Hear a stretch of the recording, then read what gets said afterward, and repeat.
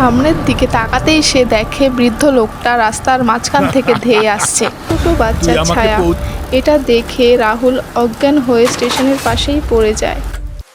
বর্ষার এক রাত, চারদিকে ঝিঝি পোকার শব্দ, বজ্রপাত হচ্ছে। রাহুল রাতে সাইকেল নিয়ে গ্রামের বাজার থেকে বাড়ি ফিরছিল। তাড়াতাড়ি বাড়ি ফিরতে হবে, বাড়িতে মা একা আছে। হঠাৎ রাস্তার পাশে সে দেখতে পেল একজন বৃদ্ধ লোক দাঁড়িয়ে আছে। লোকটার হাতে পুরনো একটা ব্যাগ।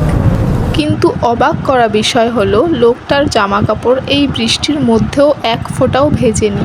রাহুল সাইকেলটা স্ট্যান্ড করে রেখে বৃদ্ধ লোকটির কাছে গেল। রাহুলকে দেখে বৃদ্ধ ধীর গলায় বলল, বাবা, একটু স্টেশন পর্যন্ত পৌঁছে দিবি?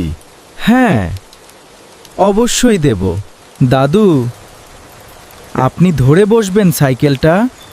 হ্যাঁ বাবা। কিন্তু কিছু দূর যাওয়ার পরে রাহুল খেয়াল করে রাস্তা যেন শেষই হচ্ছে না। একই বটগাছ বারবার সামনে আসছে। রাহুল ভয়ে পেছনে তাকায়, কিন্তু সাইকেলের পেছনে কেউ নেই। আবার সামনের দিকে তাকাতেই সে দেখে বৃদ্ধ লোকটা রাস্তার মাঝখান থেকে ধেয়ে আসছে।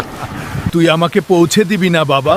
রাহুল ভয়ে ভয়ে সামনে এগোয়। হঠাৎ সে দেখতে পায় বহু পুরনো একটা রেল স্টেশন। স্টেশনটা অনেক বছর আগেই বন্ধ হয়ে গেছে। চারিদিকে কুয়াশা, পুরনো লাইট টিমটিম করছে। বৃদ্ধ লোকটা ধীরে স্টেশনের দিকে হাঁটতে থাকে। আপনি আসলে কে? আজ থেকে ঠিক 20 বছর আগে এই স্টেশনেই আমার ছেলে হারিয়ে গিয়েছিল। শুধু একটা বার আমার ছেলেকে দেখতে চাই। রাহুল হঠাৎ দেখলো বৃদ্ধ এবং বৃদ্ধের পাশে একটা ছোট বাচ্চার ছায়া। এটা দেখে রাহুল অজ্ঞান হয়ে স্টেশনের পাশেই পড়ে যায়।